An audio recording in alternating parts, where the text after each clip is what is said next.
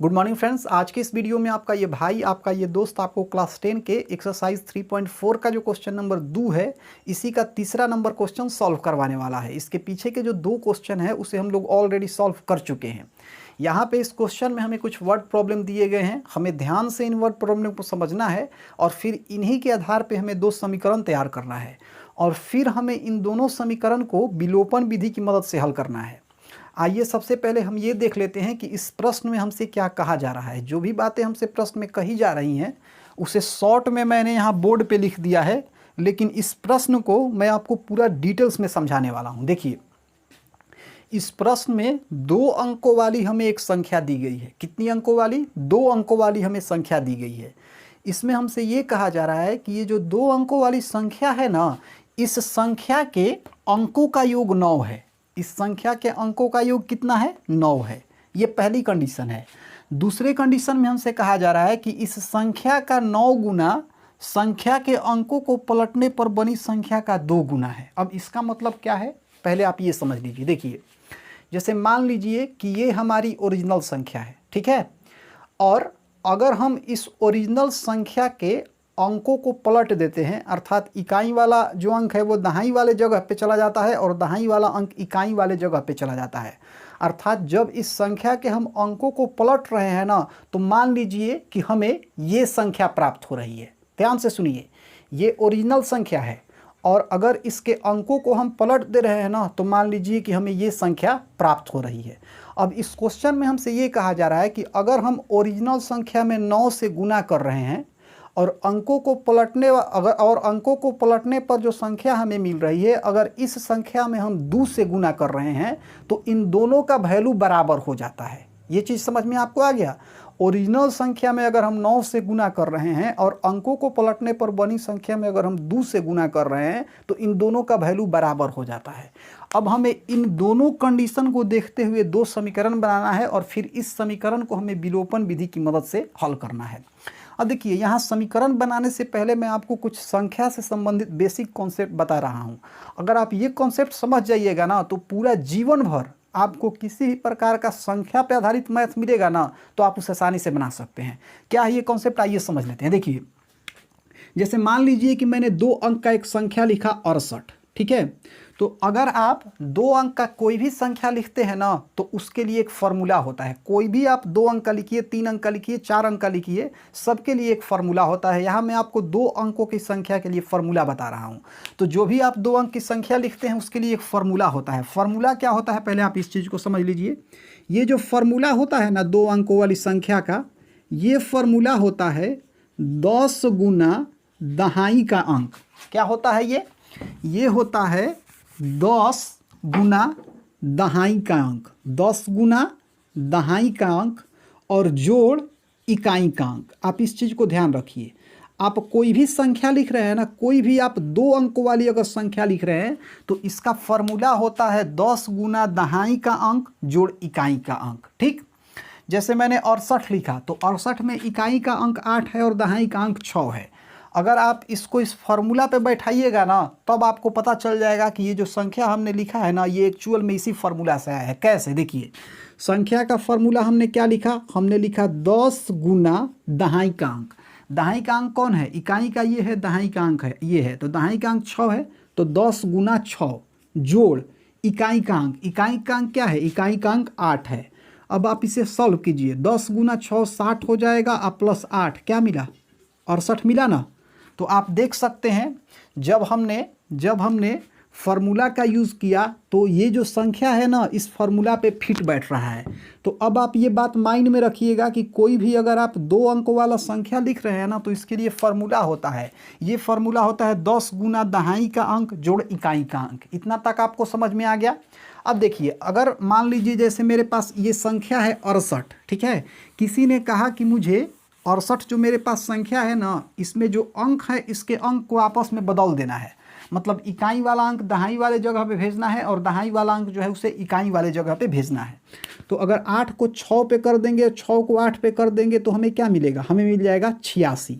मतलब संख्या के अंकों को पलट के भी हम संख्या बना सकते हैं। आप इस बात को माइंड में रखिएगा। अब देखिए, यहाँ पे इस क्वेश्चन में हमसे ये कहा जा रहा है कि हमें 2 अंकों वाली एक संख्या दी गई है। अब ये तो हमें पता नहीं है कि कौन कौन से ये अंक हैं, तो हम अपने मन से मान लेंगे कि ये जो अंक हैं ना, ये जो अंक हैं ये x हैं और y हैं। अब प्रश्न ये आता है कि कोई भी अगर संख्या हम लिख रहे हैं तो उसमें इकाई का भी अंक होगा, दहाई का भी अंक होगा। तो यहाँ पे हम एक्चुअल में ये मान लेंगे कि इस संख्या का जो इकाई का अंक है ना वो x है और जो दहाई का अंक है वो y है।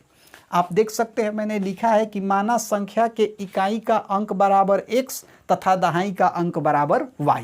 तो इकाई का अंक अगर x है और दहाई का अंक y है तो यहाँ से जो हमें संख्या मिलेगा अगर फॉर्मूला पे सेट करें तो हमें क्या संख्या मिलेगा बताइए। तो देखिए फॉर्मूला मैंने लिखा था 10 गुना दहाई का अंक जोड़ इकाई का अंक, यही ना मैंने फॉर्मूला लिखा था, 10 गुना दहाई का अंक जोड़ इकाई का अंक। तो देखिए 10 ज्यों का त्यों दहाई का अंक, दहाई के अंक को हमने क्या माना है, दहाई के अंक को हमने y माना है। तो 10 गुना y जोड़ इकाई का अंक क्या हमने माना है, ये x माना है। तो यहाँ से अगर सॉल्व करें तो 10 गुना y हो जाएगा 10y और ये प्लस x ज्यों का त्यों। तो इसका मतलब ये है कि अगर इकाई का अंक x है और दहाई का अंक y है तो जो हमारा संख्या होगा वो हो जाएगा 10y जोड़ x। तो यहाँ इसीलिए मैंने लिखा है संख्या बराबर 10y जोड़ x। ये चीज़ समझ में आ गया। अब यहाँ से एक और कॉन्सेप्ट इस क्वेश्चन में यूज़ होगा, थोड़ा आप उसको भी समझ लीजिए। देखिए इस क्वेश्चन में क्या कहा जा रहा है या जो कॉन्सेप्ट इस क्वेश्चन में यूज़ होगा वो कुछ इस प्रकार का है। जैसे मान लीजिए कि हमारे पास संख्या हमें मिल गई 10y जोड़ x। अब इसमें हमसे अगर ये कह दिया जाए कि इस संख्या में इकाई और दहाई के अंकों को आपस में बदल दिया जाए, अर्थात इकाई वाला अंक दहाई वाले अंक के पास चला जाए और दहाई वाला अंक इकाई वाले अंक के पास चला जाए, तो ऐसी स्थिति में हमें किस प्रकार की संख्या मिलेगी। तो देखिए ये 10 तो ज्यों का त्यों रहेगा, ये तो नहीं बदल रहा है। अब y वाला जो है ना ये x वाले जगह पे चला जा रहा है और x वाला y वाले जगह पे चला आ रहा है। तो यहाँ y है ना, तो y की जगह पे कौन आ रहा है, x आ रहा है। तो इस y के बदले यहाँ x लिख देंगे जोड़, ये x है ना, x वाले जगह पे कौन आ रहा है, y आ रहा है, तो x के जगह पे हम y लिख देंगे।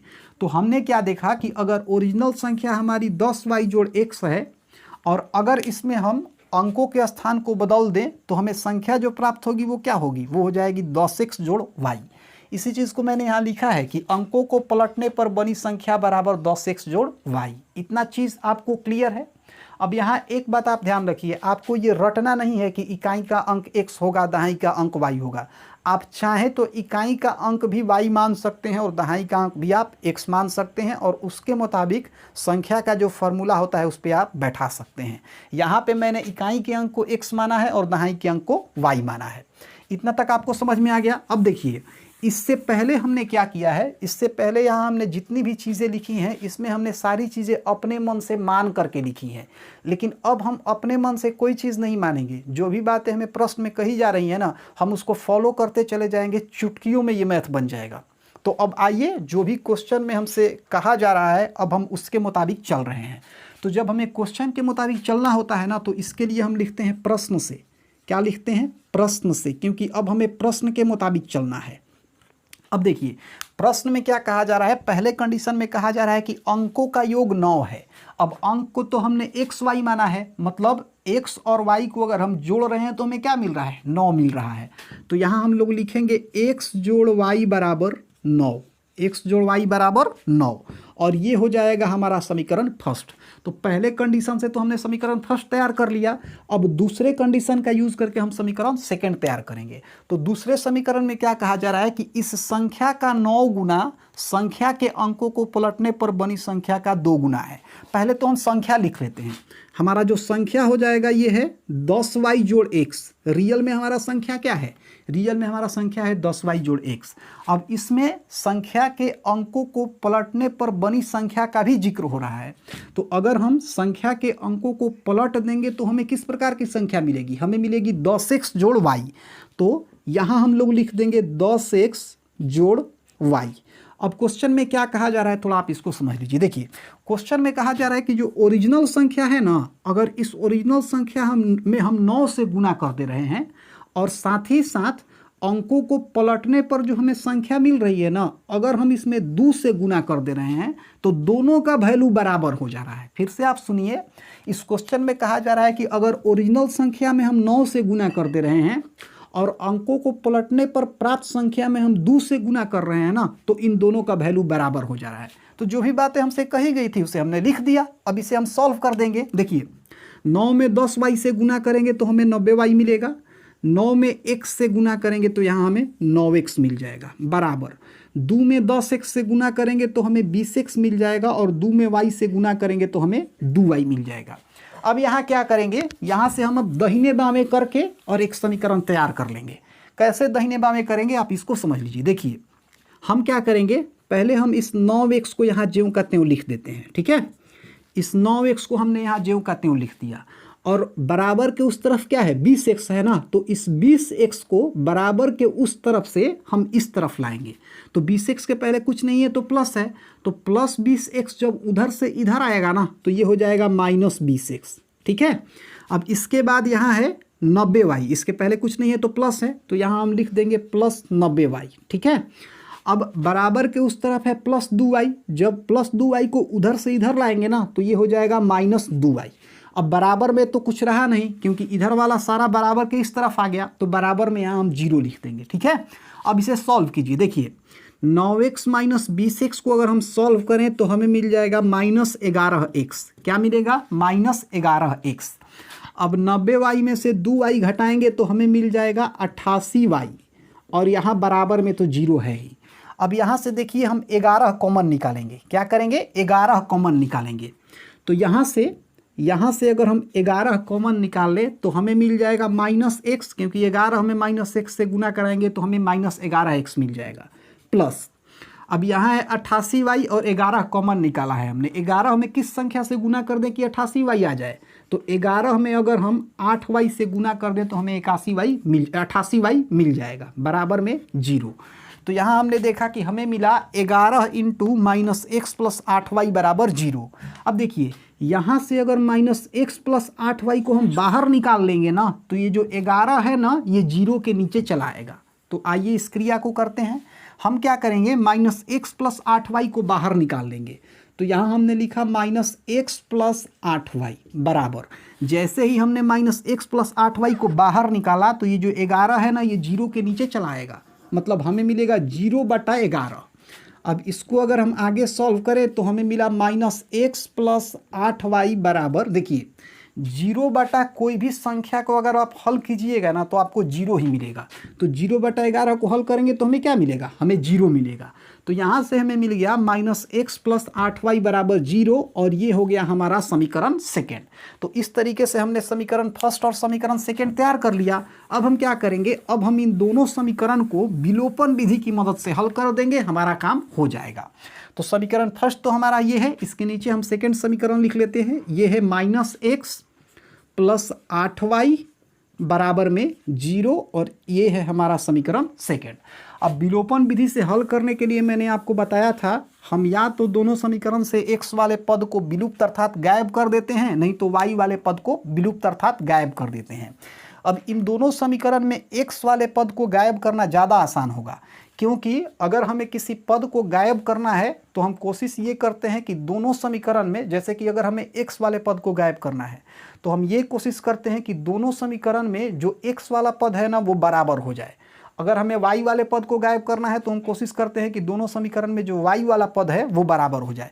तो देखिए, यहाँ हमें कोशिश नहीं करना है, यहाँ पहले से ही हमें दोनों समीकरण में x वाला पद बराबर दिखाई दे रहा है। देखिए, समीकरण फर्स्ट में भी x है और सेकेंड में भी x है, तो यहाँ हम x वाले पद को गायब करेंगे। अब x वाला पद गायब कैसे होगा, आखिर यहाँ से x वाला पद गायब कैसे होगा, तो देखिए अगर हम समीकरण फर्स्ट में समीकरण सेकेंड को जोड़ देंगे ना तो x वाला पद गायब हो जाएगा। कैसे, देखिए समीकरण फर्स्ट में है x और सेकेंड में है माइनस x। अब अगर हम इस x में, मतलब अगर हम x प्लस माइनस x कर दें, अर्थात समीकरण फर्स्ट और समीकरण सेकेंड को हम जोड़ दें, तो यहाँ से x ज्यों का त्यों प्लस माइनस माइनस x, देखिए x से x खत्म हो गया। इसका मतलब ये है कि अगर हम समीकरण फर्स्ट को सेकेंड से जोड़ देंगे ना तो हमें ऐसी स्थिति मिल जाएगी और ऐसी स्थिति में x वाला पद गायब हो जाएगा। तो यहाँ यही काम हम करेंगे, हम समीकरण फर्स्ट में समीकरण सेकेंड को जोड़ देंगे। यहाँ हम लिखेंगे कि समीकरण फर्स्ट जोड़ समीकरण सेकेंड करने पर, समीकरण फर्स्ट जोड़ समीकरण सेकेंड करने पर। अब समीकरण फर्स्ट है x प्लस वाई बराबर 9, x प्लस वाई बराबर 9 और सेकेंड है minus x plus 8y minus x plus 8y बराबर में है 0। अब हम इसे हल करेंगे तो यहाँ ध्यान रखिए हमें जोड़ना है, तो जोड़ने के लिए हम नीचे वाले साइन को उलट के नहीं लिखते हैं। जब हमें समीकरण फर्स्ट में से सेकंड को घटाना होता ना, तब हम नीचे वाला जो भी संख्या के पहले चिन्ह होता है ना उसका उल्टा लिखते हैं, मैंने आपको बताया भी था। अब यहाँ पे अगर हमें इन दोनों को जोड़ना है ना तो चिन्ह के साथ कोई छेड़खानी नहीं होगी, डायरेक्ट इसको हम जोड़ेंगे। देखिए यहाँ कुछ नहीं है तो प्लस एक्स और माइनस एक्स को अगर हम हल करेंगे, अगर प्लस एक्स और माइनस एक्स को हम हल करें तो ये क्या हो जाएगा, ये कट जाएगा, तो ये माइनस एक्स और प्लस एक्स कट जाएगा। अब यहाँ देखिए प्लस वाई और प्लस 8y इसको जोड़ेंगे तो हमें मिल जाएगा 9y बराबर। यहाँ देखिए अगर 9 में 0 को हम जोड़े तो हमें क्या मिलेगा, हमें 9 मिलेगा। अब यहाँ से अगर हम y को बाहर कर दें तो ये जो 9 है ना इस 9 के नीचे चला जाएगा, तो y बराबर हो जाएगा 9/9। हल करेंगे तो 9 एकम 9, मतलब यहाँ से y बराबर हमें मिल गया 1। y बराबर क्या मिला, हमें 1 मिला। ठीक है, अब हम क्या करेंगे, y के इस मान को चाहे तो हम समीकरण फर्स्ट में भी रख सकते हैं, सेकंड में भी रख सकते हैं। दोनों ही स्थितियों से हम आसानी से x का मान निकाल सकते हैं। y का मान मैं यहाँ फिलहाल समीकरण फर्स्ट में रख रहा हूँ, तो मैं यहाँ लिखूँगा y का मान समीकरण फर्स्ट में रखने पर, समीकरण फर्स्ट में रखने पर y का मान समीकरण फर्स्ट में रखने पर, समीकरण फर्स्ट क्या है, x प्लस वाई बराबर 9, x प्लस वाई बराबर 9। चलिए x ज्यों का त्यों, ठीक है, प्लस y के जगह पे क्या है, y के जगह पे 1 है तो यहाँ 1 लिख देंगे और बराबर में 9। अब यहाँ से अगर हम x को बाहर कर लें, यहाँ से अगर हम x को बाहर कर लें तो x बराबर लिख सकते हैं 9 ज्यों का त्यों, प्लस 1 इधर से उधर जाएगा तो ये हो जाएगा -1, मतलब x बराबर 9 - 1 क्या होगा, 8, मतलब x बराबर यहाँ से हमें मिल गया 8। तो x बराबर 8 मिला और y बराबर हमें 1 मिला। लेकिन यहाँ पे हमसे संख्या पूछा जा रहा है कि संख्या क्या होगा, तो संख्या बराबर हमने क्या लिखा है, आप देख सकते हैं ऊपर हमने जो संख्या बराबर फॉर्मूला लिखा है ये लिखा है 10y जोड़ x, 10y जोड़ x। तो यहाँ पे 10 तो ज्यों का त्यों हो जाएगा। ठीक है, अब यहाँ है y की जगह पे क्या है, 1 है, तो लिखेंगे 10 गुना 1 जोड़ x के जगह पे क्या है, 8 है। अब अगर इसे हम सॉल्व करें तो 10 में 1 से गुना करेंगे तो हमें 10 मिल जाएगा, और फिर यहाँ प्लस का चिन्ह है, इसके बाद है 8, तो 10 और 8 कितना हो जाएगा, 18 हो जाएगा, और यही हमारा आंसर हो जाएगा। इसका मतलब जो हमें संख्या प्राप्त होगा वो होगा 18। तो इस तरीके से जो हमारा क्वेश्चन नंबर 2 का तीसरा नंबर क्वेश्चन था, इसे हमने पूरा डिटेल्स में सॉल्व कर लिया। अब इसके आगे की वीडियो में हम इसी का चौथा नंबर क्वेश्चन सॉल्व करेंगे।